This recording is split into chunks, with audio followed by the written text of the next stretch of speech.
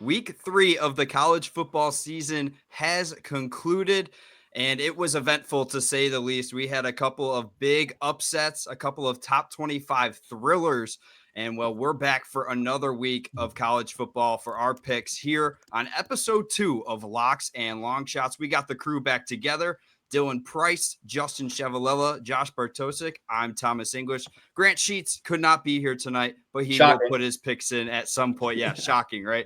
But it was an eventful week, to say the least. I mean, a lot of top 25 matchups that we were looking forward to, a couple of blowouts in those games, but also some thrillers, especially that one between Georgia and Tennessee. We will recap that. Then we'll go into our picks for week 4, and we have our AP poll as well. So we'll highlight last week and the results from that first. But boys, how are we doing today?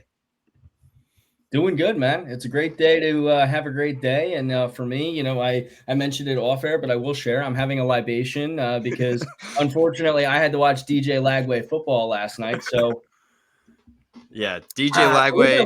I believe I earned that one, as did anyone who sat through that Florida LSU game. So yeah. Otherwise, other than watching DJ Lagway, doing great.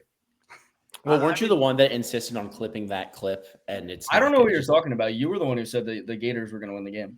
Yeah, I don't think that's how it worked. I wasn't the one that made a giant gator chomp symbol 15 times. Look, I don't know what you're talking about. I don't know how to do this. I'm doing great, by the way. Thank you for asking. I was singing Neck, and I was out there in Baton Rouge singing Neck last night, and I was actually the very pro Brian Kelly, so a notoriously very pro Brian Kelly guy. Did you see Brian Kelly after the game? Or after he got hit sticked again. I was just saying, before he got laid out, or for the second week in a row. Well, I'm got no complaints here. My Giants stayed competitive for the first time in probably 8,000 years today. I don't take moral victories. I know the Jets fans did last week. I won't take a moral victory. The Giants stayed relevant. And, Aaron Judge homered tonight. You brought out the light again. Yankees are losing, but Judge did homer. Thomas, nobody ever asked the host how they're doing, so I got you. How are you doing? I would be better if the Bears didn't let up 52 points today. Bears. Yeah, it would have been a great week for football. Oh yeah. Hey, you know what though? Rome Odunze, all roads lead to Rome, I guess. He had a good game, but the Bears, they suck. So, but was Rome built in a day? Is the big question. No, it wasn't. I guess. Nonetheless, we'll recap our picks so far. So. Really? Josh was the big winner of week 1, surprisingly to all of us. Yes, he went 7 for 10. He did not get his long shot, so he finishes with 7 points. In second place is Dylan Price, who finishes with 6 points after going 5 for 10. But got to give a shout out to Dylan. He nailed his lock and his long shot. Let's go. Let's go, Lobos, baby. Let's go. I mean, fade UCLA to the max has become Dylan's thing now on this podcast. I've made some significant amount of money fading UCLA each week. Well, I think you might be able to coach UCLA at this point with Deshaun Foster. Hold on. I think they're calling. No, that was just Shadur Sanders' agent. Maybe go to Harrisburg Airport, because we know Penn State will fly to USC out of a bigger airport since the runway is too small. So just wait for October 4th or whatever weekend that is. I'll hop on the plane. Well, you would know about going to USC. Hopped at the plane at LAX. I'm done. Okay. Justin and I tied for points this week. I went 6 for 10 on picks. Justin went 5 for 10, but I got my lock wrong with Boston College losing to Stanford. So both of us finished at 5 points. I'm not Mr. last Grant place. Sheets, Mr. Grant Sheets bringing up the rear, 4 points. He did go 5 for 10, but his lock also lost. He picked South Carolina as a lock. I'm not sure if that's really a good pick. But. Does anyone have a picture of Grant? Because I realize we keep mentioning him, and our audience probably doesn't know what he looks like. Well, we've started to get our daily selfies from Grant Sheets. He didn't send us one today. No, he did not. I'll work on this. Yeah, we'll get that in, and we'll recap the week while we're at that. So, a couple of big results. Obviously, LSU and Florida. That was a big matchup. LSU does come out with a victory. 5 interceptions for DJ Lagway. That was Dylan's big pick. It didn't come to fruition. 20-10 the final. Oregon looked good again against Northwestern. That was a closer game than I think expected in the final score, but it wasn't as close as it looked. Miami with a big ranked win over USF, 49-12. I think a lot of us expected that kind of result in that game. The result that maybe we didn't expect, Texas A&M knocks off Notre Dame 41-40. That was one of two shootouts that I think we'll talk a little bit about here coming up. Illinois got another big win. That sets up a good matchup with Indiana, who got a really good win again as well. They put up 73 points. That'll be a ranked matchup this week. Say the team they played. Say the team they played. Indiana State? Yeah, that's what I thought. They put up 73 points against Justin Chevalella, Dylan Price, Josh Bartosik, and Thomas English. That's who they put 73 points up to. That sets up a top 20 matchup in Bloomington this weekend. Other results, some big upsets. Vanderbilt all over South Carolina. Lenora Sellers does go down with what they think is a concussion, but that was a 31-7 victory for Vandy. Georgia Tech, which was a game we were all split on. Georgia Tech beats Clemson 21-24, and Clemson does not look good. Yeah, Clemson does not look good. It's starting to become fade Clemson season in the ACC. Iowa State picked up a narrow win over Arkansas State. Ole Miss held off Arkansas. Alabama all over Wisconsin. I think Justin was the one who said that Bama was going to roll this week, and they did. Utah got another win. Same with Texas Tech. And then Auburn and Missouri were able to capture a couple of nice wins as well. So, boys, we will go around the horn here. Give me your biggest headline that you think sticks out to you from this past week. Dylan, we'll start with you. I'm going to probably sound silly with this being my headline here, given that the team that won the game is not the team I'm going to talk about. But I was with Josh, and shout out to Josh, and picking Georgia Tech to win the game this week. I quite literally think if Haynes King has a pulse, he's already got a fighting chance to win the game. I think that kid could literally play through a torn Achilles and still win his team a game. That guy is one of the clutchest quarterbacks I think I have seen in the modern era, one of the toughest players we have seen in the modern era, and almost a given when he is up against a ranked opponent to at least cover the spread, if not to win the damn game. So shout out to Georgia Tech before I have my following take. I said this week on the Catskill Sports Report. I've said this, I think, before to you guys. Clemson has reached that kind of status for me that is a little bit Chiefs-like, and it's almost fitting that we talk about this right after a Chiefs loss today, and kind of similar to what happened with the Patriots back in the day, where they might suck in September. Like that is something that you kind of account for when you talk about a team like that, but their kind of coaching, their kind of style, their kind of makeup usually wins when it matters most, and usually goes on a run when they figure things out. And for me, I look at Clemson's schedule the rest of the way. The only two games that really scare me are South Carolina, and if South Carolina, looks like they did even with Lenora Sellers at points on Saturday, that might be a little bit of a more advantageous matchup. Florida State, which I still think we all want to see what Florida State is really made of in a bigger game again. And then I think another game that is sneaky good is this coming one against Syracuse. But other than that, Clemson has some cakewalk victories on the horizon, I think. And the other thing I'll say about Clemson is I think there's some people who are selling their stock also because of that ugly game against Troy last week. The one thing that I would say about this Clemson team is the same thing that's why I brought it off the top.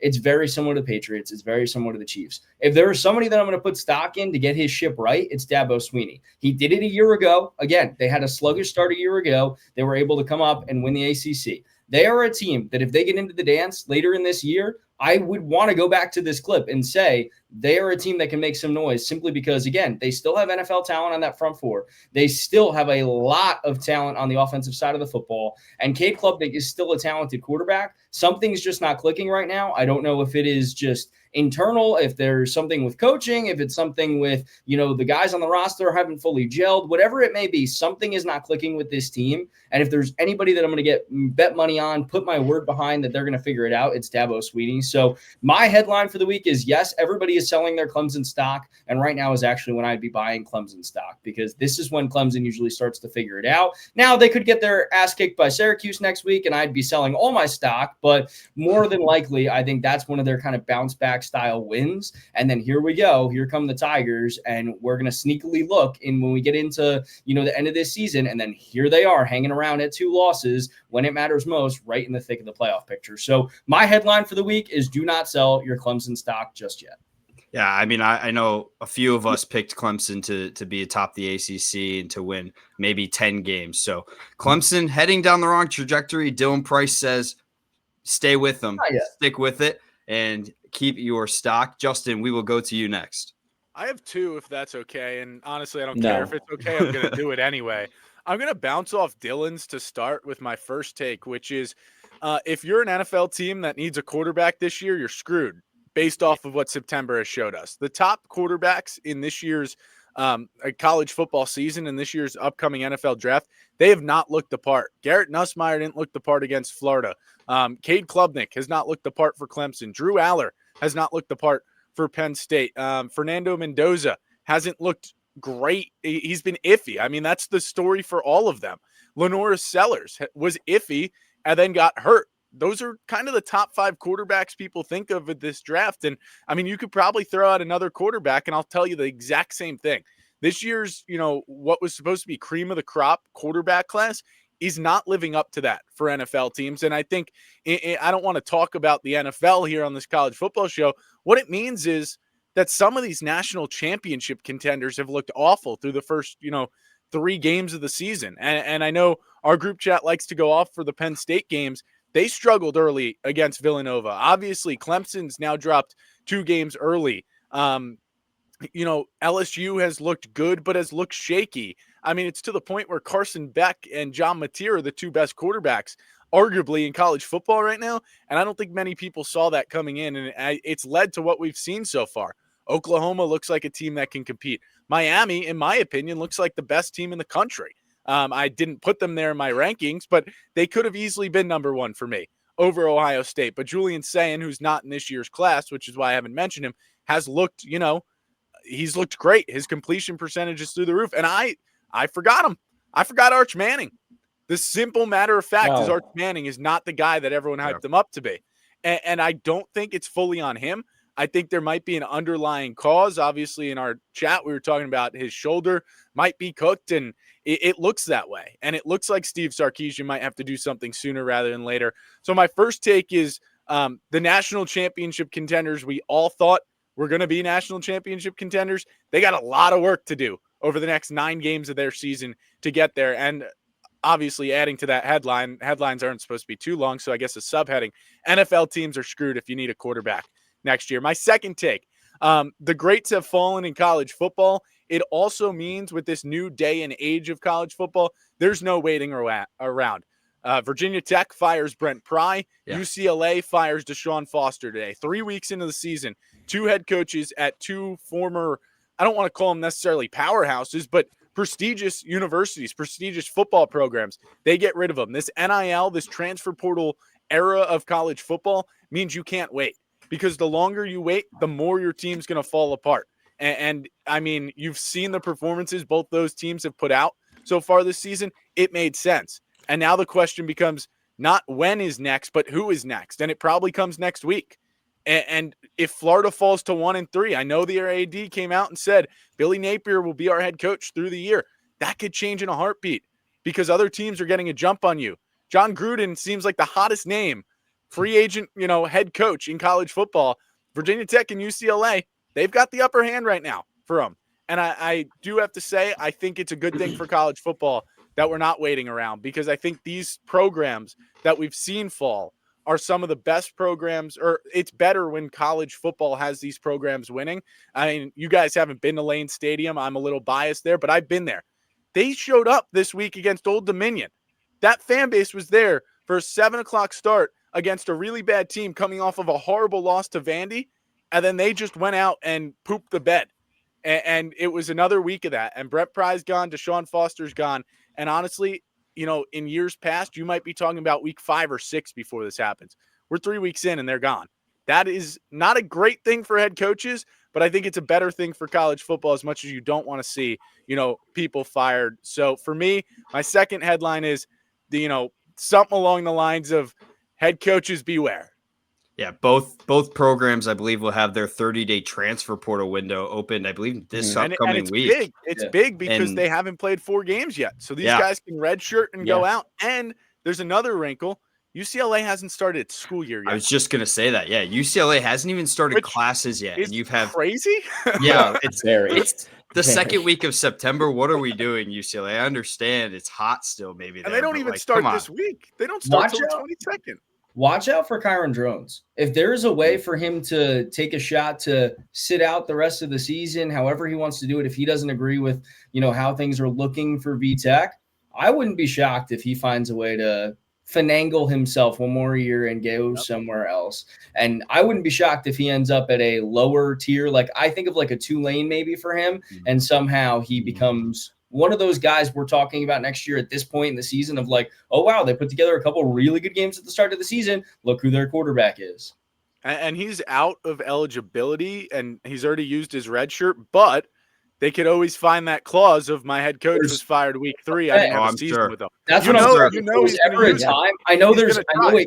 it isn't an easy thing to do, but if there was ever a time that the NCAA has been loose and kind of fast with their rules, it feels like they might do it where all of a sudden I got hurt and something came up and he's petitioning the NCAA. I wouldn't be shocked because I know at least Justin and I are still pretty high at points on Kyron Drones. Not anymore.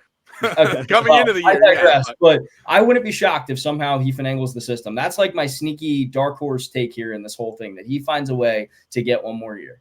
Yeah, I mean, I think at any point anybody could get another year for anything. Josh, You can we'll hear go it. to you next for your Josh headline. got another year. He's playing hockey Yeah. next year. And Yeah. real quick, we didn't even mention the name Nico Iamaleava. Well, I was going to get into that. Yeah, also. I mean, he already lost the transfer portal trade. But Yeah, well, and that was, now what does he do, Josh? well, I think it's unfair for Deshaun Foster. I mean, I understand. Yeah, UCLA looks bad, but I don't think there's really a coach right now that could really solve the problems of UCLA, which is the fact that the entire athletic program, and specifically their athletic director, just do not care $200 about million UCLA in football. debt. Yeah, it is an unwinnable situation, and I feel bad because I feel like Deshaun Foster should have been given at least a better starting job. He probably should have started or just not been given the UCLA job because it's unwinnable. But kind of going a little bit off the Nico thing, it's the fact that the transfer portal it giveth and it taketh away. I think we're seeing that in a plethora of ways so far, especially, you look at you look at guys that have gone from the SEC to the ACC. Carson Beck, you were just talking about it, Justin. Miami does look like the best team in the country right now. Yeah, Notre Dame currently really should not be ranked if we're talking about it. Clemson has a win on the season. Notre Dame doesn't. I understand it was Troy, but Clemson should be ranked over Notre Dame if we're going to go into that little tangent. We can talk about that when we go into our poll. But Miami looks like a very, very good team, a very potent offense. This is a guy in Carson Beck that, had so much hype around him when he was at Georgia, lost that hype. People were like, okay, he's done. No one really expected him to play well at Miami. All of a sudden, he looks like one of the best quarterbacks. John Mateer as well. There was a little bit more hype around him going from Washington State to Oklahoma alongside his offensive coordinator. But then Nico cannot pronounce his last name, is one of the biggest sort of things of the transfer portal. Is not just, you got these guys and they automatically become the best in the world. Nico is a big component of that. You look at teams last year, you look at what Penn State had when they went out and tried to get receivers year in, year out. Hadn't worked for them. I mean, NC State last year went out and got like 70 guys in the transfer portal and then had their first losing season in almost 10 years. So it's one of those things where it's not just like, okay, let's throw a bunch of money at these guys and, it'll work out in our favor, because it clearly isn't the case for UCLA. You just have to do it the right way. And I think there are programs that are using the transfer portal the right way. Yeah, it's still a little bit messy, but a team like Miami went out and got a position of need with Cam Wood leaving and also filled out the other positions they needed and now look like the best team in the country, despite the fact that they're in an ACC that looks completely wide open now with Florida State and Georgia Tech, kind of the other teams running in the ACC. But I think that that's a perfect example of, the pros and cons of the transfer portal, that just because you get a quarterback that looked like he could have been good, you throw all this money, it's not going to work out. Yeah, I think those are all good points. I mean, the transfer portal is definitely different than it has ever been. And, you have teams like UCLA who can't quite put it together. And then you have teams like we'll talk about later with Texas Tech, who are starting to figure things out with their big transfer portal class. So I think those are all good headlines for me. It's the SEC, and I think it's starting to become a two-team race. I mean, it seems like Georgia and LSU's defense has, really started to get grooving. And I mean, Georgia, such a big win. I mean, that was what college football needed in one of these early weeks of the season. A game like that, Georgia, Tennessee, college game days there. I mean, that was just the best game you could ask for in that environment, higher scoring as well. So for me, my headline is the SEC, a conference that's normally pretty wide open through the first 4 or 5 weeks of the year. Seems like it's becoming kind of a 2-team race. So that kind of works. Josh worked it in perfectly. We'll look at our AP poll compared to our poll this week. So we'll put our week 4 poll up on the screen for you. Take a look there. Ohio State is still our number 1 team, but you see Miami and Georgia right there as well. Penn State drops back a little bit. LSU up a spot. All teams kind of moving 1 or 2 spots up or down. You'll notice South Carolina is out, as well as USF, who unfortunately lost to Miami. Notre Dame is in our poll, not in the AP poll, and I think that's where we should start. Whoever wants to touch on that or any other topics, Dylan, we'll start with you since you have the Notre Dame ties. Yeah, I think it should be either Justin or I for Notre Dame because we're the only two of the 4 of us that had Notre Dame in our top 25. And I will let Justin expand on it a little bit more because he's got them a little bit higher than I do. And they, were his national championship prediction. And whether he wants to try to change it or not, it's a little too late now. But for me, it's just simply that I still think Notre Dame is one of the top 25 teams in the country. I think the last night, if, they don't have a botched hold, I still would probably have picked them to win the game. I really do think that Notre Dame is going to find their way back. And so for me, I have Notre Dame actually right at 24. So it's fitting that that's where they came in the final top 25. For my perspective on it is just, and this has always been it, and I understand that this is not everybody's perspective, and I get it, and I do disagree with it at points, and I agree with it at points, so I kind of flip back and forth. But I see the talent on Notre Dame. I see the fact that in both games they have looked good, even though they didn't come out victorious. And so my perspective is that was against 2 top 25 teams. That was against, in this case, 2 top 10 teams. I think they're still a good football team. I still think they are a team that clearly was the runner-ups a year ago for a reason, and I still think they are more than fitting to be there. I get the perception of you and Josh, who did not have them in the top 25 because they don't have a win on the resume this season. I get it. They lost at home. That's an ugly loss. They lost to Miami and the resurgence of Carson Beck. I get it. My perspective on it is just that by talent perspective, I still think they're one of the top 25 teams in the country. And the other team that I want to talk about is still USC. I was the one person who had them in my top 25 a week ago. I continue to hold steadfast that they are a top 25 team in the country. And I actually think, I'm going back to my poll here, but I had USC at 22 in the country, and I think I'm going to continue elevating USC, even if I'm the only USC rider in this group. But there's something about this USC team this year, man, and it's something that, and I promise it's no bias because Justin and I got to go to the Coliseum a year ago, but there's something about Jaden Mayava that is undeniable. He's got this kind of it factor, and in a year where Justin led off the show by saying there are so many quarterbacks that have disappointed, he is a guy who looks like he's going to meet expectations and do so to a high degree. So the 24 and 25 team for me, although it's a little bit weird, are the 2 teams I am all for talking about because I think they'll both finish the year in the top 25. And I'd even go out on a limb right now to say, I think they finished the year in the top 15. Justin, we'll go to you to expand. I mean, it helps to have USC ranked for Notre Dame, right? Because that's really the only good game left on their, schedule. When you're looking at it now, obviously things can change. My reasoning for Notre Dame, look, I'm not a guy that's using my vote, my poll to, vote on potential. I think they have a ton of that.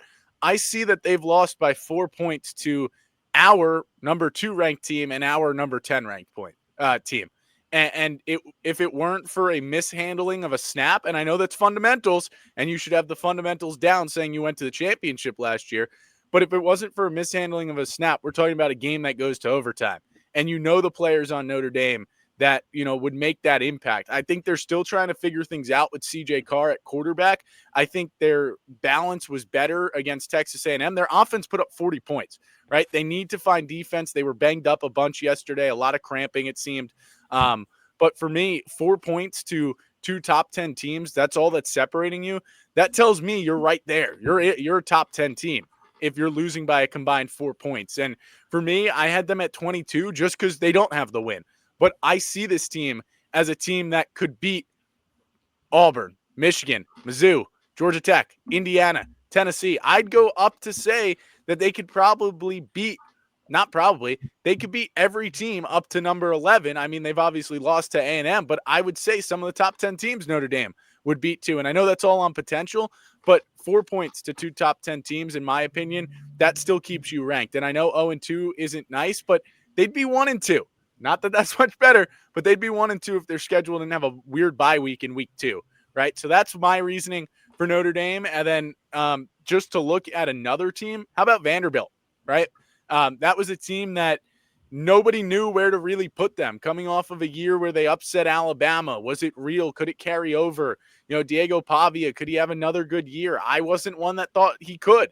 I didn't think Vandy could have another good year. And they go out and they've shown that they have. And, you know, they not only steamrolled Virginia Tech, and I only bring that up because that was a common opponent with South Carolina. And it kind of, you saw going into that game, and I know I picked South Carolina. I should have seen what Vandy did against Virginia Tech versus what South Carolina did against Virginia Tech. And obviously what Vandy did, Lenore Sellers or not, Vandy was winning that game last night. And I think that's a team that's going to continue to move up. They're going to suffer a loss in a couple weeks probably. They could be a top 15 team heading into, I believe it's Alabama week. And that's something not a lot of people were saying. That being said, I'd still pick Bama to beat them there. But Vandy, you got to give them their flowers so far. They have figured it out in the toughest conference, supposedly, in college football. The team that's known for academics and baseball is making a statement in football. A lot of SEC teams, when you look really from 12 to about 23, that's kind of where a bulk of the SEC teams are, and Vandy right in that mix ahead of Tennessee. I like that in our rankings. I think that's the thing that sticks out to me is I feel like we did a good job of punishing Tennessee, but not punishing them because they should have won that game. Obviously a close one with Georgia. So I think bumping them back and allowing Vanderbilt to go in front of them is good. But I think the SEC teams are all properly ranked. Josh, I'll go to you quickly for your take on our top 25. Yeah, I mean, I don't know if I would say that Tennessee should have won that game. I mean, it's a tough kick regardless for that guy to make. I mean, and then you have the false start in there as well and everything that kind of happened before. I think it was a little bit of mismanagement from Josh Heupel. But I want to go back a little bit to the Notre Dame thing. And, yeah, you guys talk about the potential and all that, but it's not about that. It's about what we've seen on the field so far. And at the end of the day, it's about the record. There should not be an 0-2 team in the top 25. You want to talk about a team that, yeah, they lost by 4 points to two of our top 25 teams, and they're both in the top 10.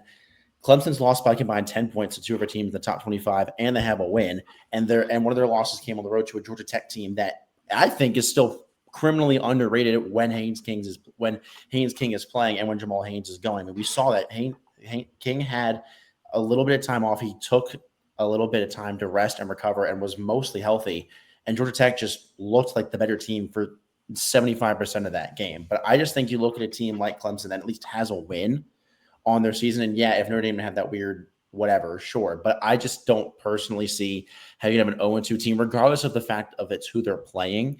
You still lost both of those games. And that is my problem with me. But I want to go back to this Georgia Tech team and what Brett Key has done since becoming the Yellow Jackets head coach. He's now 7-1 against the ACC when the ACC opponent he's playing is ranked. And it got hairy at times in that Clemson game. I think near the end of that first half, they gave up like a 35-yard run on a 3rd and 22 that then helped Clemson get a touchdown before halftime and then come back with a touchdown. But they didn't give up. And they, again, dominated the line of scrimmage. All we heard about this entire week leading up to that game was how Clemson's front seven, and specifically their defensive line that had a bunch of NFL talent on it, was going to dominate that game and make life a living hell for Haynes King and Jamal Haynes.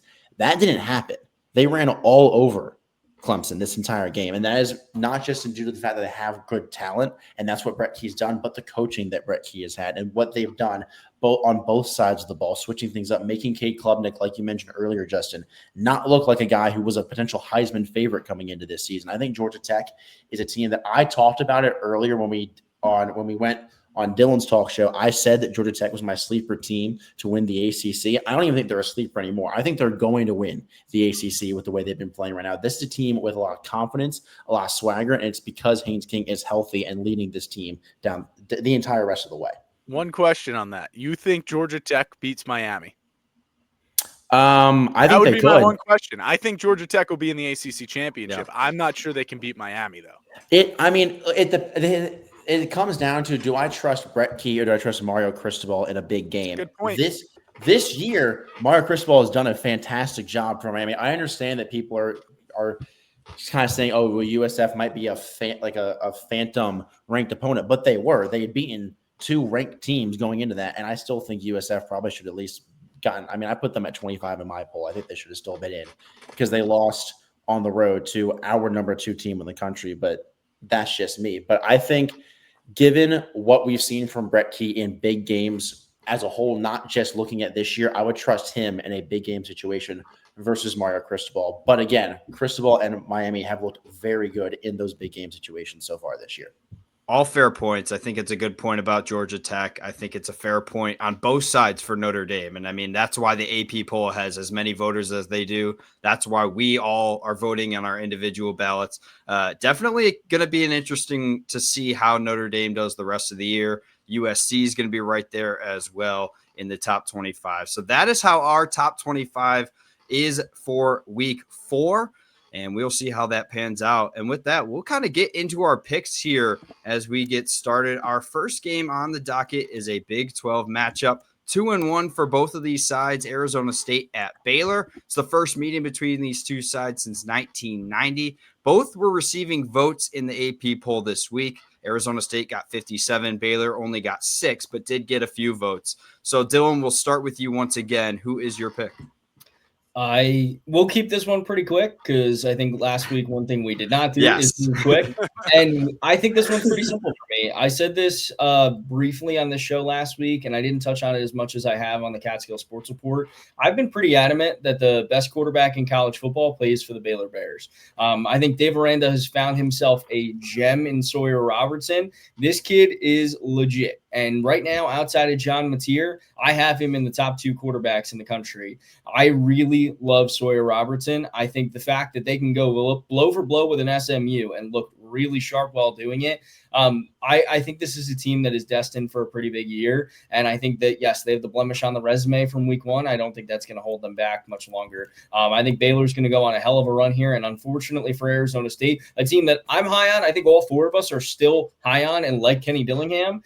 But I think the one thing I'll say here is pretty simply this: Baylor has more talent, and it starts at signal caller. I think Sam Levitt has went from being one of the top 10 quarterbacks in the country by a lot of people before the season to he might get pushed out of that, and he's probably getting pushed out by one Sawyer Robertson. So give me the Baylor Bears. Justin? Yeah, I mean, Dylan took a lot of what I was going to say right there, but Sawyer Robertson is second in the country in pass yards with 1,070 through 3 games, and it's not against the cakewalk opponents, right? Baylor's had a tough schedule to start the year, and sure, they have that loss, but he performed well in it. Sam Levitt, like Dylan said, has not been the same quarterback. 58.1% completion so far. Part of it's on the offensive line. He's already been sacked 7 times, and really they don't have that same running game they had with Cam Scatterbo a year ago. But on top of that, Arizona State's secondary, right? In that loss to Mississippi State, they struggled. Mississippi State's quarterback, Blake Shapen, 19 of 33, 279 yards, 3 touchdowns, and everyone remembers the 58-yard pass at the end of the game to win that one. I think Robertson has one of the biggest games we see in college football all season long. Give me the Baylor Bears. Josh? Yeah, I mean, I don't want to kind of, sound the exact same, but the key in this one is Sawyer Robinson. And I mean, Dylan brought up a great point that it's kind of like a flip of the switch when you look at how this season started in preseason. Everyone was talking about Sam Levitt being a top 5 quarterback. No one was talking about Sawyer Robinson. He is a top 5 quarterback right now, and Sam Levitt, especially after this game, I just don't think is going to even be in the conversation. I think you go back to that Mississippi State game. Yeah, it's on the road. It's a tough environment. Mississippi State did get ranked after that, then fell out this week. But the problem that I have is that this is now in back-to-back years that we have seen this Arizona State defense make possibly the worst decision on a 3rd down with the game on the line. And both times they did the exact same thing. They did an all-out blitz, and that was the story. That's all she wrote. They need to and until they figure out to stop sending so much pressure with the game on the line because it's clearly not working. The Big 12 is not exactly known for its defense when it comes down to it at the end of the day. That is the problem. And you're going against a quarterback right now who looks like it doesn't matter what defense you throw in front of him. He's going to throw for over 300 yards. So that, in my opinion, is why Baylor's going to win. I still think Arizona State is stinging from that Mississippi State loss despite getting a win this past week. And I think going back on the road to a tough environment against Baylor, it's a bad recipe. The Waco Wackos. Yeah. Yeah, exactly. Yeah. I mean, yeah, Baylor's a tough environment. ASU, it shouldn't be taken lightly by Baylor. They're the reigning Big 12 champs. Baylor split 2 ranked games so far. I mean, if their defense didn't give up 38 points to Auburn, I think we could be looking at an undefeated Baylor team with Sawyer Robertson potentially as a top 5 Heisman candidate. And then Baylor's 4th in passing. I mean, you guys hit it nail on the head. 4th in passing in the country. Robertson, a 10 touchdown to 2 interception ratio. I like Baylor as well. Let's go with the sweep. And we'll head to our next game. It's a game against Arkansas, who had a tough loss to Ole Miss, and Memphis, who ended up spoiling my long shot from last week. This is a game that ABC picked up. They like the matchup. First meeting since 1998 for a couple of teams that are only separated by 300 miles. It's Memphis's first real test. So, Dylan, we'll start with you. Yeah, I like this matchup too, and I like ABC giving some shine to it. I think them going out to Graceland is never going to be a bad thing. I like Taylor Green, and I think he really didn't look too bad in that game against Ole Miss. And I think Ole Miss has had some weird two game span here, but I am one who, and I think all 4 of us, at least in judgment by our poll, are not selling our Ole Miss stock. There's some people I think who are. I think Arkansas is still the superior team, and I think this is one of those games that, outside of just Taylor Green, who I think is one of the most underrated quarterbacks in college football, for me, this game just simply comes down to, and I know this is a quick 2 picks for me at least here, this game simply comes down to the SEC's more talent laden. They're a much deeper roster, and although Memphis has been one of these nagging non-power 4 schools that's hung around for some time, Arkansas is a better team. They're a better coach team. And I think they come out victorious in this one. So give me the Razorbacks. Yeah, I mean, I don't have much more to say there outside of the fact that Memphis has had a strong start playing Chattanooga, Georgia State, and Troy. The Memphis defense has been tough in those games. 2.7 yards per rush, 5.7 yards per pass. They're allowing 9.9 yards per catch. But they haven't seen an offense with a dual threat quarterback like Taylor Green. Like Dylan said, Green just went for 305 yards and a touchdown through the air against Ole Miss, one of the top teams in the country, and carried it 14 times for 115 yards, plus another touchdown. It wasn't a victory. I don't believe in moral victories, but it certainly told us a lot about what this Arkansas team can be. And I mean, you just have to talk about Memphis's offense so far. Completely one-dimensional. 11 rushing touchdowns to 2 passing touchdowns this year. It is, if that's what Memphis thinks is going to win them a game against an SEC opponent, then Memphis is in for a long day. I think Memphis is in for a long day regardless. I'm going with Dylan here. Give me the Arkansas Razorbacks. Oh, come on. Wow, we are just a lot more boring than last week when we were all so different. I'm also going to go with Arkansas. I mean, look, I think because the fact this game is in Memphis, it makes it a little bit more entertaining. And the fact that I think this is a Memphis crowd that can get raucous at several times. We've seen it throughout the years. It's a great environment, what they've done down there. But regardless, the fact of the matter is that this is an Arkansas team that has really kind of turned their tide a little bit in the last few years. I mean, and Taylor Green has been fantastic. 11 touchdowns, 2 interceptions. And they also still have the run game as well. Like you mentioned, it's not just Taylor Green, but the rest of that team. They are good. They have multiple things that they can do in offense. They can pass the ball. They can run the ball. They can do whatever they want. The problem for Memphis is that they are very one-dimensional. I mean, you're going into an SEC defense. Being one-dimensional is not going to get you anywhere. I think that this game is going to be closer than I think people might expect because it's in Memphis, but I still think that this is going to be a big win for Arkansas. Thomas has had this silly little smirk on his face cooking for the last 3 picks. For all of us to go around the horn here and pick the Razorbacks, I think he's got something cooked. No, not for this one. Later on, stay tuned. But no, I think I just find it interesting that, everyone's so, high on Arkansas right now. And I do think Arkansas is a good team, but I just don't think I don't think it's going to be a crazy blowout in this game. And I do think because it's in Memphis, like Josh is saying, that does help a little bit. But I mean, Taylor Green, over 400 all-purpose yards against Ole Miss. Yeah, I mean, Memphis has not played anybody, to say the least. I mean, Chattanooga, that's one of those teams where you just kind of write off when you see them on the schedule. Georgia State, same thing. So I think Arkansas wins this one easily. So not this pick, Dylan, but stay tuned. Stay tuned. We'll move on to the next one that I think is somewhat interesting, but I think we'll all be on the same page here. It's Michigan State at number 25, USC. Both teams are 3-0, but coming off of wins that don't look as good as you would thought. I mean, Purdue for USC 33-17. And then I was at this Michigan State game over Youngstown State 41-24. Are you? I was. Oh, is that one of the trips? I didn't know with the 15,000 text messages you sent. Well, it was an early day. I mean, I was up at 5 a.m. I was not happy about it. Oh, you poor thing. I know. Was God that 5 forbid. a.m. Central time or Eastern time? No, that's Eastern time. It's Eastern. So wow. 4 a.m. Central. Ooh. That's brutal. You're a machine, man. Dylan, we'll start with you. You better go to bed early tonight. I am. Well, After one thing this, I'll I'm going just to bed. say, I'll just add this right off the bat here before we get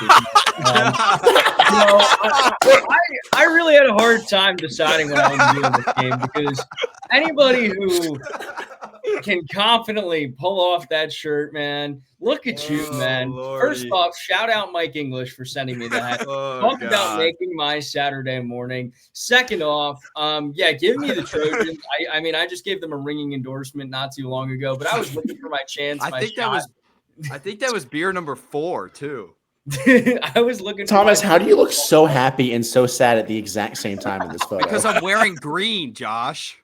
You look like a pledge. Man? You pull green off, but I personally think I pull red off a little bit better. And as someone who is very, very pro the Trojans this season, I gave you guys my reason why. I don't think I need to explain this much longer and eat much more time because I already had enough time by just sharing this wonderful gem of a picture that one of you can pull off the screen because I'm fine if we leave it on for the rest of the show. Yeah, let's leave it. Yeah, cool you know what? Give me the Trojans guys. and give me the Trojans to win convincingly at the Coliseum. Thank you, Walmart, for the shirt. Thank you, Meijer. Went to the Meijer store for that one. What the heck is a Meijer store? I don't know. I've never heard of it. It's a Central Time thing. You wouldn't understand. No. But I mean, I never had the opportunity to get a USD. I think that's the bigger question. That has got to be a Miller Lite. That's a Miller Lite. Where'd you get it from? The store? I don't. Also Meijer or a different What store? This is what I'm asking. The white cooler? Or that, you got the store, in the back corner over there. My 24 pack was to the right of me there in that picture. Oh, okay.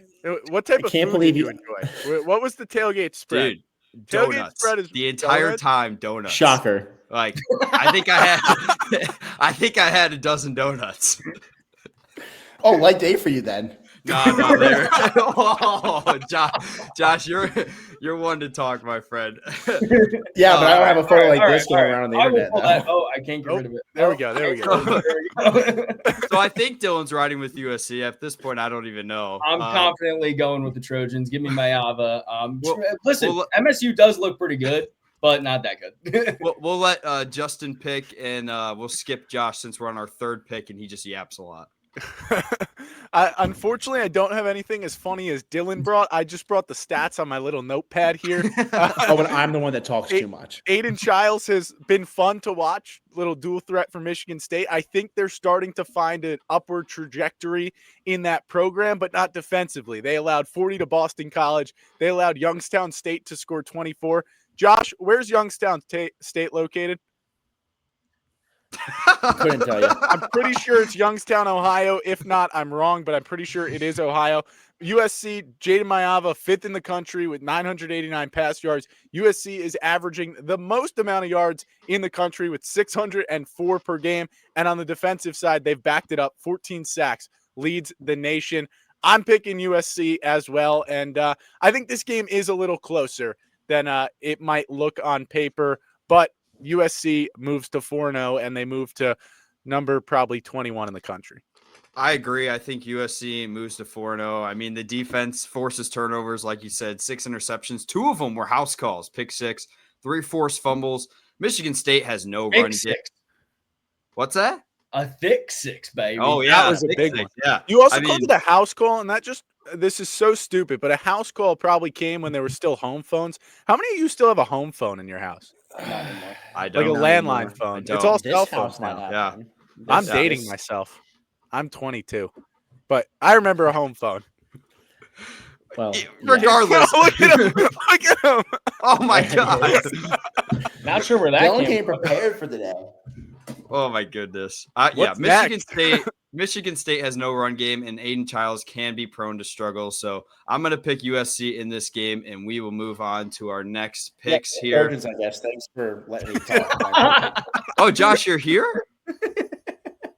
You're just we're already mad on I called you 45. about- We're on 45 minutes. We don't have another 45 for you. I was the one that said we should. You know what? Never mind. I don't have time to do it. Who's your pick? Who's your pick? Go ahead. I Go said ahead. go Trojans. You ate a dozen donuts. Go Trojans. Little does he know I've been timing every time he's made a pick, and he is outsourcing all of us by 10 minutes. Well, That is yeah, simply not true. We'll move on to the next one so that we can finish this episode maybe under an hour and a half. Our next one is Florida at number 4, Miami. Somehow this is College Game Day's location for the week. SEC, I'm not that's sure. why. Yeah, the SEC bias doesn't exist, right? But it just means more. Florida does hold a 26-16 record when they appear on College Game Day. They do have the 3rd most appearances as well, with their 43rd this week. Yeah, Tim We'll Tebow did a lot for them. Yeah, he did. We'll start with Dylan, who's a huge Gators fan. Do it Dylan, again. who's your pick? Do it again. Sorry, I'm Do a catching flip. up on- Do a flip. Sorry, I'm catching up on sleep. I watched DJ Lagway play football last night. It kept me up all night. Listen, I said this week. I said it clearly last week. When DJ Lagway is on, and he knows what color his own team is wearing and not the other team's jersey, he is one of the best quarterbacks to watch in college football. But putting any money on DJ Lagway, putting on any stock in DJ Lagway, putting any money Who would on do that? Florida has one cost me money to the point I might be using that landline phone I just showed you, and 2 to the point that I will never pick Florida again. Those Gators are going to be put on the grill at this point. I will never, ever pick the Gators again as long as DJ Lagway is playing quarterback. He is so much fun to watch when you're rooting against him because that guy does not know how to throw a ball to his own team. I mean, I swear last night he thought he was playing for LSU. I really do. Billy Napier should have at least checked him for being colorblind at halftime because I truly do not think that he realized he was throwing to the blue jerseys and not the white jerseys last night. Give me Miami to win by 1,000 and just give me the under on DJ Lagway picks this week because I figure the line will get set and it doesn't. I will never let Florida and this Billy Napier stupid ass team convince me again that they have a chance to win a football game. I don't like Miami. I don't like the U. But unfortunately, I don't trust anything that DJ Lagway is on the field for. So, yeah, give me the U at this point because anything's better than No, DJ it's not Lagway. that. It's this. It's the whole say, not hand. only It's the whole hand. You have to go. You have to fully commit He's to not the good. bit. There you go. I think I would take the Kentucky School of the Blind this week over DJ Lagway at this point. So, yeah, give me Miami by He might 1,000. play for them. I did see on social media some of the LSU fans were cooking gator in the grill. So Yeah, that's going to be me at our Have next tailgate. Have that you might ever be had- Dylan. Fried Have you alligator. had Wait, fried we've had fried alligator. It's pretty good. It's good. It tastes like chicken. Okay. Well, We have an Josh editor here. or with At Justin the with Super that. Bowl. Who's your pick, Justin? Look, I really was leaning a team from Florida in this game. And honestly, I really wanted to pick the Gators. And I'm not lying here. There is part of me that thinks Florida wins this game on Saturday. Don't do it. But the smart in me tells me not to do that and to just pick Miami because DJ Lagway threw 5 interceptions versus LSU.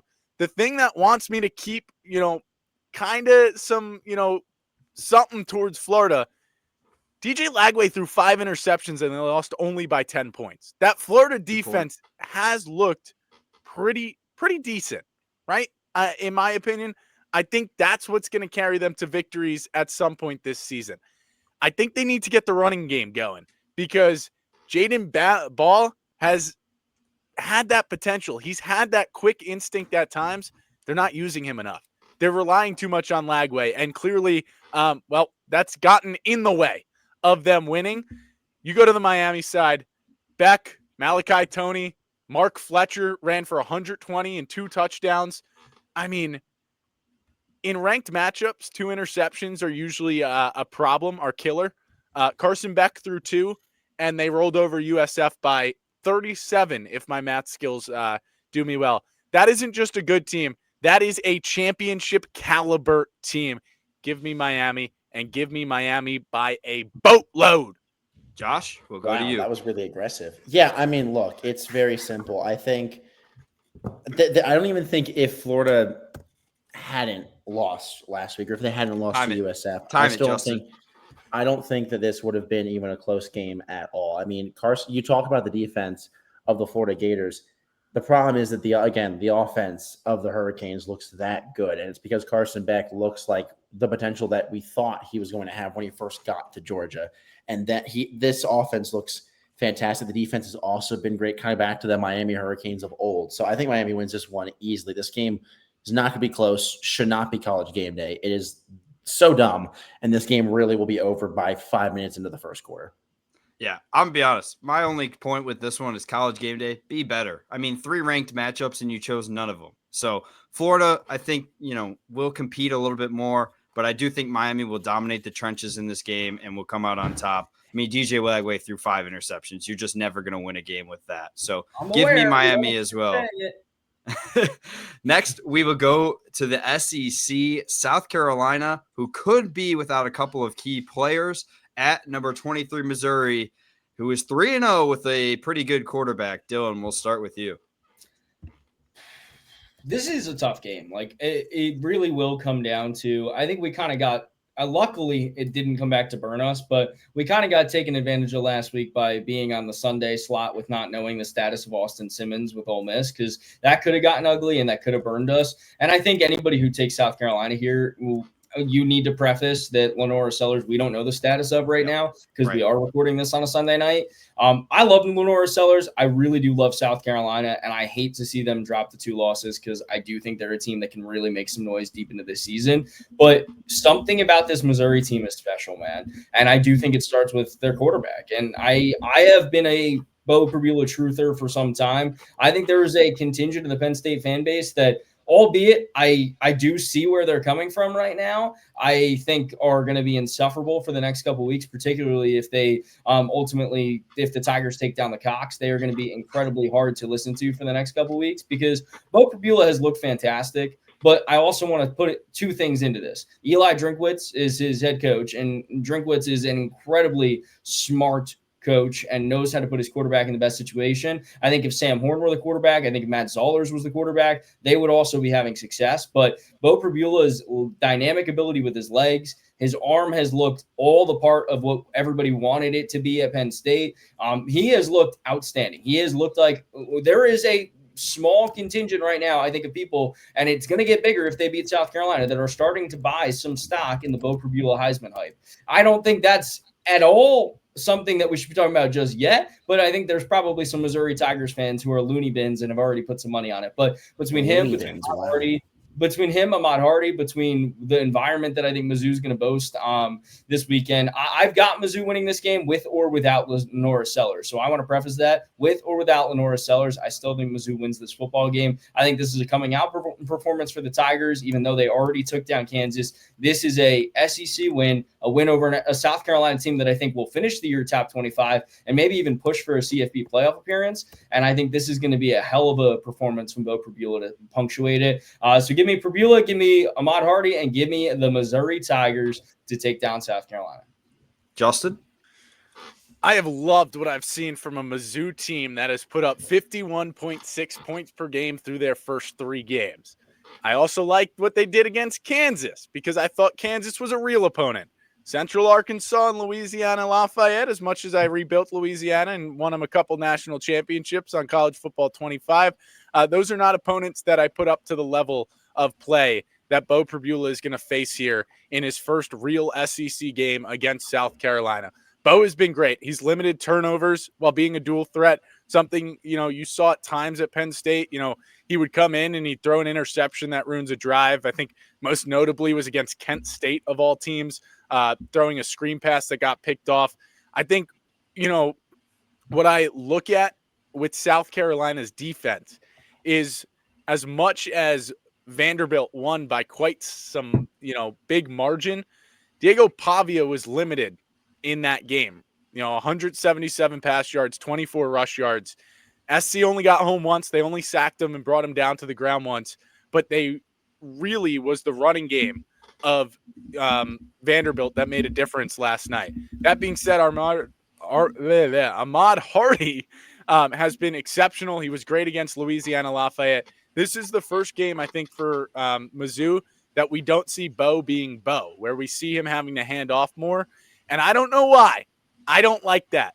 And whether or not Lenora Sellers plays, because I thought Dottie looked decent last night, going 18 of 27 for 148 yards. He did throw an interception. I'm going to be the first one to go against the grain tonight. Give me, with or without Lenora Sellers, I want South Carolina in this game. I think they're more built for the SEC success than Missouri is, and I think that is shown on the field on Saturday.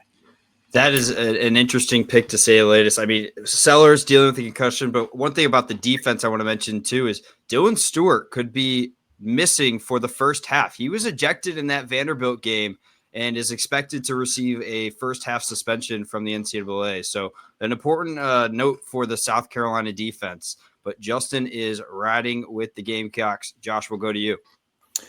Yeah, I am not going to ride with Justin on this one. I think I'm in the same boat with Dylan, that with or without Lenora Sellers, I just think that Mizzou has looked too good. They're at home. There's a raucous crowd as always. And I think that Kansas win really kind of put Mizzou on notice in the sense that, yeah, they're good, better than they looked last year when they were a preseason very, very highly favored team going in, and then all of a sudden are not one of those teams anymore. But I think that this is a team in Missouri that Bo Brew looks fantastic. The entire offense looks great. The defense could probably use a few things to work on, but I do think that if Lenora Sellers is playing, he's still going to be a little bit banged up, and if he's not playing, then it's just game over. So give me the Tigers in this one. Josh, I promise I liked your take. I didn't mean to leave. Yeah, I had just started speaking too. It was like within 3 seconds. Like I was done. I couldn't go the next. He exited, came back, and you were still. All I said was I agreed with Dylan, and he went, "This is too much. Too much." I was overwhelmed. I couldn't. Anytime Josh agrees with you, you don't like the thought of that. Well, we have the exact same picks so far. This is not going well. Yeah, this has been a little bit too straightforward, but unfortunately I'm going to ride with it. I think Justin makes some really good points, and honestly, he kind of swayed me a little bit to be more 50-50 on this game, but it's the first true road test for South Carolina. If Sellers is out, I really don't think they can win this game. They did snap a 5-game losing streak to Missouri last year, but the last time they beat Mizzou was on the road in 2017. I think Missouri's offense is really balanced with running and passing. I think even if Bo isn't passing the ball as well in a tough situation, I think the running game with Ahmad Hardy will be okay. He's got nearly 462 yards, 5 touchdowns. So give me Missouri in this game, and we will move on. The next matchup is an interesting one. 21 ranked Michigan on the road against Nebraska. Sharon Moore is not traveling with the team as he serves his second game of his suspension. And it's a battle of the former 5 stars in Bryce Underwood and Dylan Raiola. Dylan, we'll start with you. This is a tough one to pick. And I know there probably are some people who think this is a little bit easier. And I hope for the sake of us finally having some differentiation tonight, you guys think that this is a little bit more of a toss up, or actually more of a sure thing for the ranked team. But going into Nebraska is always a hard place to play. That fan base, they could be a 1-win team and have a dozen losses, and they are still going to pack that place. There is something about that Nebraska crowd, probably the fact they don't have a pro football team, that they always buy stock in their college. I am always going to be a fan of Matt Rule. I wanted him to be the New York Jets head coach years and years and years ago. And although I'm a Aaron Glenn truther right now, I still would take Matt Rule to coach most football teams if I were to start a franchise today, because there is something about that guy who could lead me through a brick wall. And I think that's the same for most people. I love Bryce Underwood. I texted that in our chat this week. I am never usually one to back Michigan, other than I guess I seem to like their quarterbacks because I have JJ McCarthy in 3 of 3 fantasy leagues this year. But I really do like Bryce Underwood. I think he's got incredible arm talent. He's incredibly agile. I think Samaj Morgan is growing as a top threat for them, and their offense was humming. Now, again, that was against Central Michigan, so I don't put that much stock in it. But I do like this Michigan team. I think they're talented. I think they're more than capable of being a sneaky team this year. But there's a reason that I didn't have that much stock in them at the start of the year. And it's because although there are some people who have them as a dark horse playoff team, I think they're going to get banged up through these first 4 games. And they already did against Oklahoma. And here comes the other loss. Dylan Raiola, this is his performance. This is his coming out performance. He has had some really good performances on the national stage. This is his big performance. I am calling it this week. This is the week of Sawyer Robertson. This is the week of Dylan Raiola. This is their coming out performances. Dylan supports a fellow Dylan. I am going all in on the Matt Rule third-year hype train. Give me Nebraska at home in Lincoln, Nebraska to come out victorious. I'm banging the drum this week. I really do. Give me the Cornhuskers. Justin? Yeah, I'm going to go a lot quicker than Dylan did. Nebraska's played one real team. It was Cincinnati, and they won 20-17, and I don't think Cincinnati is that great of a team this year. Dylan Raiola, yeah, he's been pretty good. I'll give him his credit against Akron, and I believe it's Houston Christian. I think that's what HCU stands for. He was good against Cincinnati. He was actually, I'll give it to him. He was better than good. He was a little bit better than good. But the rest of the team really wasn't there offensively outside of Raiola. And I think that same thing comes to play this week against the Wolverines. Bryce Underwood, yeah, he struggled on the road against Oklahoma. But if this was Underwood's first road start, I'd be concerned. But he has gone to an environment tougher, in my opinion, than Nebraska. And he's been there. He's done that. He didn't succeed, but now it's his chance to get back. He's a good, really good dual threat quarterback. I think he causes fits. Give me Michigan, and honestly, give me Michigan by a lot. Josh? Wow, Michigan by a lot. Here's the thing is that, yeah, you mentioned that Dylan Raiola looked good against, HCU, but you also in our group chat were saying the same thing about Bryce Underwood when they beat Central Michigan. You were like, oh, he only looks good because they're playing Central Michigan. I hope he does. He did not look good at all against Oklahoma. And I don't know if just one game as a true freshman with this much hype around him is enough for him to really come into his own and win a big game on the road when Dylan Raiola, despite all the Patrick Mahomes, whatever you want to say, has looked really damn well. Yeah, he's looked really damn good this year. Has not thrown an interception. He's looked sharp. Nebraska's looked sharp. This is a team that I think has been right on that cusp of having a big win, and I think they're going to get it this week against Michigan. I don't even think it really matters that Sharon Moore's not there. I think it's the fact that Bryce Underwood is just his second road start, and his first one, there weren't really even glimmers of hope or glimmers of that talent that we were expecting to see. So I don't think there was a lot of confidence or a lot of positivity you could take from that game into this one. So I'm also taking Nebraska. Wow, this is interesting. I did not think that 2 of the 3 picks so far would be Nebraska. I honestly thought you guys were going to ride with the Wolverines. I mean, Michigan ran all over Central Michigan as they should. They had 6 different players score a rushing touchdown, 8 total rushing touchdowns in the game. Justice Haynes has been terrific as their lead back, nearly 400 yards, 5 touchdowns. I'm going to take Nebraska as well, though. I think Dylan Raiola has been solid, like you said, Josh. I think, they've looked sharp. That atmosphere is waiting for a big win like this. We saw a couple of games last year where they maybe should have won them in prime time. But I think this is the game where Dylan Raiola established himself. Maybe he looks a little bit Mahomey. I don't know, Jim. It's going to be close. But I think Dylan Raiola gets the job done against the Wolverines. So give me Nebraska in 3 of us picking the upset pick there. Definitely interesting. The only reason I talked this long is because I figured I'd go against the grain here and change things up. Yeah. If I didn't know that was going to happen, I might have picked Michigan. The last 2 picks are the exact reason I finished in last place last year. Yeah, well, that's true. We'll move on to an interesting matchup in Tulane at number 13 Ole Miss. Their first meeting was in 1893.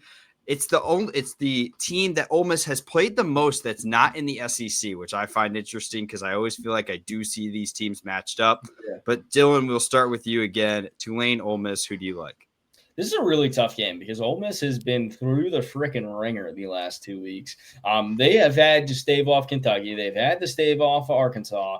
And now they go against the Tulane team at home that Tulane is legit again this year. And Jake Retzlaff kind of fell into their lap with all the off-the-field drama and everything that surrounded him right before the start of the season. He fell into their lap, and they kind of got gifted a quarterback who was more than capable of starting for a Power 4 team.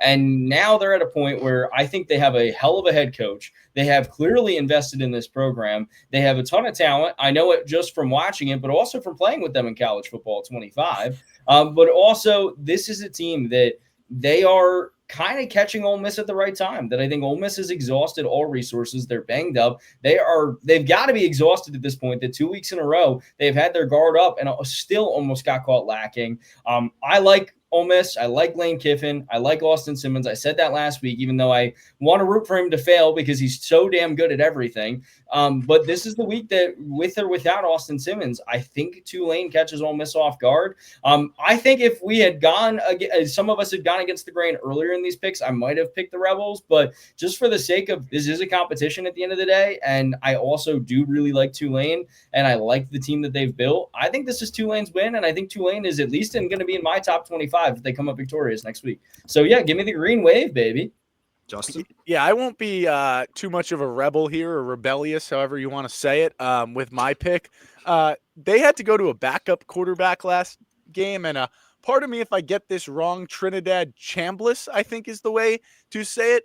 He stepped up, and, honestly, Ole Miss's offense didn't skip a beat. The Kewan Lacey got a few less touches and really never got going, but that's because Chambliss has a little bit more running ability than Simmons, and they put that on display. 62 yards and 2 touchdowns on the ground. Trey Wallace had his, coming out moment, breakout moment for Ole Miss with, I think it was 6 receptions, 80-plus yards and a touchdown or somewhere around there. I like Tulane. I like Tulane when they play Northwestern and win 23-3, and when they play South Alabama and win by 2, and when they play Duke and win by 7, but I don't like them against a team that is, as good as Ole Miss is. And yeah, maybe this is me still being a little hopeful because I picked Ole Miss out of random to go to the SEC championship. Maybe that's why I'm picking Ole Miss. But I don't know if it's going to be Chambliss. I don't know if it's going to be Simmons. I don't really care who it's going to be. Give me Ole Miss in this game. They also have the advantage of being at home over a team that, has played in plenty of SEC environments, but it never gets easier. Josh?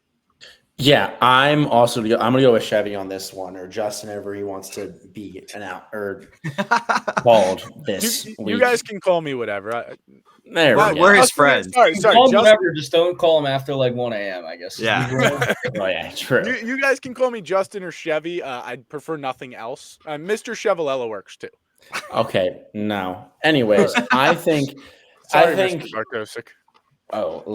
Well, I think this is a very good Tulane team. I like Tulane. I like Ole Miss a lot. But this Tulane offense lives and dies by Jake Retzlaff. And if Ole Miss's defense can stop him, which I think they'll be able to do because the SEC known for defense, and I think that Ole Miss still has a pretty good defense. We always talk about them on the offensive side of the ball, but they have stepped up in big ways defensively as well. I think this is going to be a win for Ole Miss. I think that you brought up a good point, Dylan, about, they've been kind of through the ringer, but I think that also puts Lane Kiffin's squad in a position to not take this game lightly because they've already been through the ringer. They know what to expect. They're already kind of had to play some of their best football early on in the season. I don't think they're going to skip a beat. I think they're going to beat Tulane here. Yeah, I agree. I think Ole Miss wins this game, but I disagree a little bit, Josh. I don't think Ole Miss's defense really stepped up against Arkansas. They Arkansas scored a touchdown on the 35 first points. 4 drives of the game. I didn't say against Arkansas. I said they stepped up in times. I didn't say it specifically Arkansas. I get it. No, I get it. But against Arkansas, but fair point. They were not good. The Razorbacks were able to score a touchdown on the first 4 drives of the game. Like you're already 28 points, and luckily Ole Miss's offense, like Chevy said, really got going even with a backup quarterback. I mean, Austin Simmons did come into the game for 1 play, and on the play threw a 4-yard touchdown pass on a hobbled ankle. So realistically, if they needed him in a weird situation, they would have him available. But I think Ole Miss is just more talented. Tulane hasn't won since 1988, 13-game losing streak against the Rebels. So give me Ole Miss. Where the hell are you hiding that stat before I picked Tulane to win the damn game, dude? You're doing a horrible job being Reese Davis. That is supposed to be the stat that comes out first. That's what he always does, Listen, by the way. First meeting in 1893, I said, you guys can look up the overall rankings. I'm not supposed to give you guys every stat. I am competing at the same time. Oh my God, you're such a nerd. I mean, does Reese Davis make picks? No.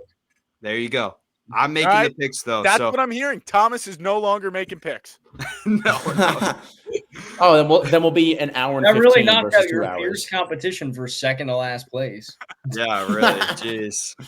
No, but we'll move on to our next game. We're over an hour again for the second week. I know. Oh, an hour and 10 minutes, and we're finally into our 3 ranked matchups. I said we should do rapid response, 1 sentence each. And you said, here we go. No, we'll just cut down. Well, not for these games. These are the important games. Next week, rapid response. I'll keep rapid response going if you just want me to fire away, because this one is super simple. Kyle Whittingham, Devin Dampier, and no tortillas will be thrown. Although Texas Tech can send them to me, I'll make some burritos or wraps or something and then smack them in the face with it after. Utah is going to kick some you-know-what. Give me Utah to win. I am all in on this Utes team, and Texas Tech, they have done a hell of a job building from the portal, but I think Utah, Kyle Whittingham, there's a reason I have him in my top 5 active FBS coaches. He proves it on Saturday, baby. Justin. I think. There we go. You guys got me? Finally, someone muted. Yes. I'm having troubles over here. Okay. I disagree wholeheartedly with what Dylan just said. What? What are you saying, Josh? I was stunned that you muted my mic. I have not pressed I wasn't your even mic. talking. Dylan and I are going, I guess, against each other here today. Apparently. Texas Tech is averaging 602.7 yards per game, 383.7 through the air. They've got a really good, offense. All those transfers have come in and made the impact you expected, that big of a transfer class. Utah has been really solid defensively. They've allowed 25 points to UCLA, who no longer has a head coach, Cal Poly, and FCS Wyoming. And Utah struggled against them. It was 3-0 at halftime. And, Devin Dampier, I think he's a great quarterback. I really do. But I just see Texas Tech's offense being too much for that Utah team this week. Give me the Red Raiders to win. Not by a lot, but they'll win. If there's anything you've picked up from these first 2 episodes, Justin Chevalillo loves to look at your opponents. That is his biggest point when he looks at your schedule. So I mean, they tell you some type of story. You are who you play. Yeah, that is true. You were up 3-0 at halftime against Wyoming. I bet they produce the best quarterback in college or in NFL right now. So I don't know. Thomas couldn't point out on a blank map, where Wyoming is. I could. I don't think Josh could. Why is it always me? Because Josh only lives in the South where there's horseshoes and hand grenades. I'm more Midwest than you right now. I hope you know that. No, you're not. And I'm Justin. Minnesota is more. Josh, who are you picking? I'm picking Utah. I like Texas Tech. So Texas Tech. Texas Tech. That's Go ahead, Thomas. Go ahead, Josh. Josh. More today. Go ahead. No, all I was going to say is that I don't know if I trust a roster that's been bought versus a roster that's been built. That's why I'm taking Utah. Bang! Even though their quarterback's a transfer, bang! This is a big one transfer versus the entire team. Yeah, I agree. This is a big noon kickoff. Urban Meyer was Utah head coach in 2008 for their undefeated season, but Utah loses this game to Texas Tech, who might put up another 60-piece for the 3rd time this season. I want to make a point. I think the winner of this game could win the Big 12 this year. But one of these teams is going to end up with a loss. What's up? I know Dylan? we are already way over time, but I feel really damn good about this Utah game and Utah winning this. I'm willing to wager something here. I don't know if Josh is willing to ride with me. Depends on the wager. I don't have one in mind, but I want to put something up against you two because I think this is a game I feel that confident in. So I don't know if you guys have something in mind. Maybe we could figure it out and post it on our socials after the fact. Yeah, I think that's what we do. Confident riding with Josh that we're going to wager something against you two because I got the Utes and I feel damn good about this pick. We also can put out a poll. I'm not sitting in a Waffle House for 24 hours though because there's none nearby. Or else I would sit at a Waffle House. It's okay. Our only coffee shop in Monticello, New York is Dunkin' Donuts, so we're not doing much better. All right. Oh boy. All right. Well, we'll figure out a wager. Maybe we'll put out a poll and see what you guys think. But Justin and I are riding with Texas Tech, Josh and Dylan with Utah. We'll move on to our next game.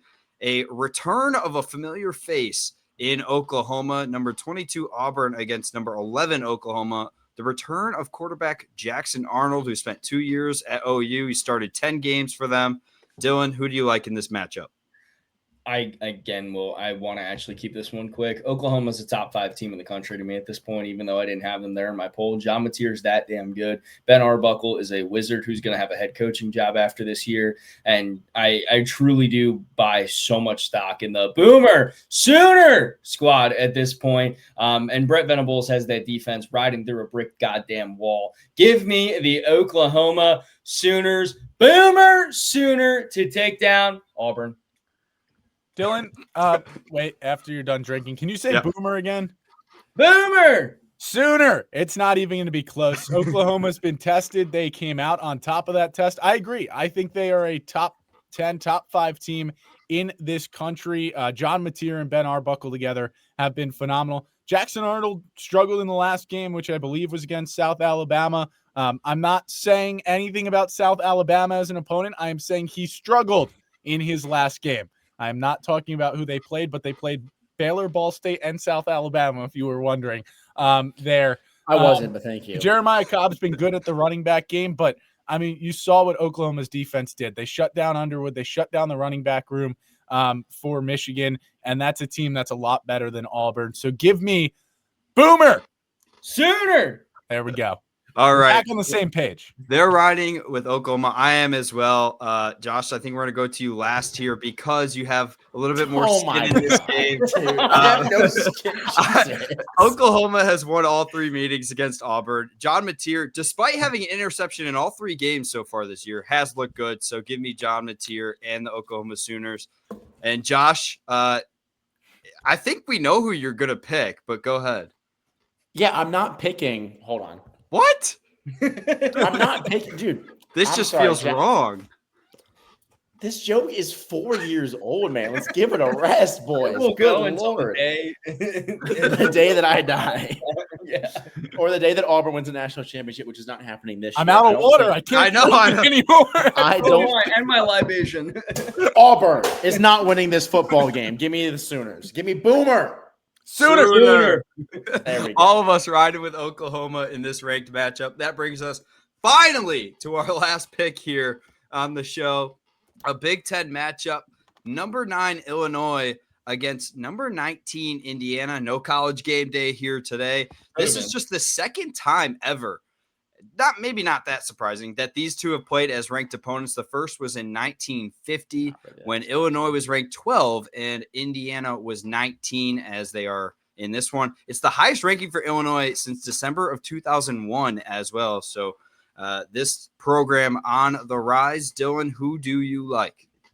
I would actually like to petition to go last or second to last to the Thomas English, just because I know this is a very big game for him. So if he wants to go last, I'm all for it. But yeah, I would like to go at least second to last. Can we start each week like photoshopping a different team shirt? Instead of Lee Corso's headgear, I can't get rid of it, Thomas. Get rid of it, Dylan. Guys, it's gone too far. The joke's 4 years old. Can we get rid of it? Okay. This one's 2 days old. Not even 2 days. I know. All right, we'll start with Justin then. Yeah. People said that Luke Altmaier wasn't a good quarterback. I am people. in this situation. People said that Luke Altmaier was going to struggle against Duke because Manny Diaz put him in a blender when Diaz was at Penn State, forcing the worst game of Luke Altmaier's career. Once again, I am people in this instance. Well, guess what? People this week know what Luke Altmaier is. 71.8% completion, 709 passing yards, 8 touchdowns to Donut from earlier. Donut interceptions, 8-0. Look, I know it's tough. Indiana finally has some hype around their football team. That's good because their basketball team sucks nowadays. So at least they can put their energy somewhere. But to be honest, Fernando Mendoza, unless it's against a bad team like Indiana State when he went 19-20 with 5 touchdowns, Fernando Mendoza hasn't been great this season. He struggled in their one test against Old Dominion. Kobe Martin, their running back, I'll give it to him. He's looked pretty good in all 3 games. I don't really care. Look, Kirk Cignetti, you could say Google me. All I do is win. I am going to Google him on Saturday night, and there will be an L next to his name. Give me Luke Altmaier. People say that Illinois is a top 5 team next week, and I am people. Damn, Josh. Wow. That was like a WWE. I thought you were Justin or Chevy or Mr. Chevalella. Today I'm people. Today he's people. Okay. I'm also going to go with Illinois in this one. And I think the big reasoning is that I was so adamant that Indiana was going to beat Notre Dame last year in the college football playoff. And they proceeded to get absolutely mollywopped. So I will never be picking Indiana again. And I do really like what Luke Altmaier has done. I like what the defense of Illinois has done. They have built themselves as a good defensive team over the years. And Luke Altmaier has been one of the better quarterbacks in the Big Ten because the best quarterbacks in the Big Ten haven't really looked like the best. So Luke Altmaier has been that. And I do think that Illinois will get a big win on the road. So Josh and people are riding with Illinois. Dylan, would you like to go or do you want me to go? Even though you got some skin in the game here, literally and blood in the game. He has as much skin as I did in the Auburn game. Because I think this will be my most animated pick. Well, I hope I don't spoil it, but I'm going for the home team. I'm going with Indiana here. Indiana runs a heavy run game, over 300 yards per game. They have 3 guys with 200-plus rushing yards this season and solid amount of carries. I'm going to go with Indiana. Hopefully they control the clock. Don't allow Illinois to, get going and catch up in this game. So give me the Hoosiers in Bloomington. Last year, when we did Picking Pigskin, I made a lot of my killing on being the biggest Kurt Cignetti hater. I have been as adamant as they come about his little Google me, all I do is win shtick, his little shtick of being that he thinks he's a top 10 coach when he, in my opinion, at least last year, was lucky that he just caught lightning in a bottle out there in Bloomington. I have not been a Kurt Cignetti fan, and I have not been a Kurt Cignetti fan and probably been the loudest anti-Kurt Cignetti guy, at least between the 4 of us. I've also been one of the loudest Luke Altmaier supporters. I think Luke Altmaier has been one of the most consistent, steady quarterbacks in college football. I think he is a guy who, if I were looking to build a team, Luke Altmaier is a guy that I would put some stock in because the kid knows how to sling it. He can handle big moments, and he's been battle tested at this point. But then last year, I remember this game. It was called riddle me this, Woke versus Coke, I think they called it. Cal versus Miami, if you will. No. The streets called it that. And there was this kid in this game who, I don't know what he was doing, whether he was woke or whether he was on the Coke side. But listen, he was slinging it in this contest. And Fernando Mendoza looked incredible. Omar Cooper Jr., that kid is the guy. And it kills me to say this because it goes against everything I believe in my moral compass. And it goes against everything. Chevy and I have switched sides at this point. We went from me saying Luke Altmaier is that guy and me being those people to then on the other side of things, me being the biggest Google me. All I do is win. Well, Google him on Saturday, Justin. All he's going to do is win. And it's not going to be because of Kurt Cignetti. It's going to be because of woke Coke, whatever you want to call it. Fernando Mendoza is winning on Saturday night. Give me Indiana. Indiana, the picks for Dylan and myself, and people and Josh are riding with Illinois as we will move on to now our locks and long shots of the week. We'll start with our locks. Who wants to start? Do we want Dylan? Do you want to start us off this time? Dan Mullen, UNLV. Screw Miami, Ohio. I don't know. UNLV wins this week. I still don't really understand this segment, but I was the only person to go 2-0 last week. So, yeah, give me UNLV. All righty. All right. Chevy? My lock of the week, I talked about Utah struggling against Wyoming. Colorado, yeah, they're probably going to do the same. That was my original lock. I'm switching up. Give me OU minus 6.5 against Auburn. Yeah, that's a solid pick. That's a fair one. I can never say betting on Deion's a good idea. So I'm gonna do a Dylan here and go very anti-Florida. Give me Miami to win by at least 3 scores against Florida. I don't know how that line is only set at 7.5. It's a little bit disrespectful to the Hurricanes. Miami wins big. Yeah, I think that's a good pick as well. For me, I went to a little bit different of a route. I didn't go quite as mainstream as you guys did. I went TCU against SMU. They're minus 6.5. SMU, they lost to Baylor. They did not look good against Missouri State. I know I'll be the one to talk about a bad matchup. They only beat them 28-10. does is look at the team you played. But I think SMU is not good this year, so give me TCU, and honestly, give me the spread in that game as well. We'll go to our long shots now. This will give you an extra point. Dylan, do you want to start us off again, or you want to go last? I can start us off here. All right, go ahead. I talked so much about woke that I almost went with anti-Cal here, but I feel like that'd be against the brand today since I just picked Fernando Mendoza. So I guess I'll go more on the Coke side. Give me Coastal Carolina. So I think they're I got Coastal winning this one just about outright at this point. South Alabama actually has looked pretty good, but I like Coastal in this one as my long shot. I think they can do it. The line's at about 11.5. So yeah, give me Coastal. Chevy? Yeah, the long shot is supposed to be the underdog of the week, and I can hear my dog upstairs causing a ruckus while everyone else is asleep. So can't wait to see what she's probably chewing up right now. But my dog of the week, freshman quarterback.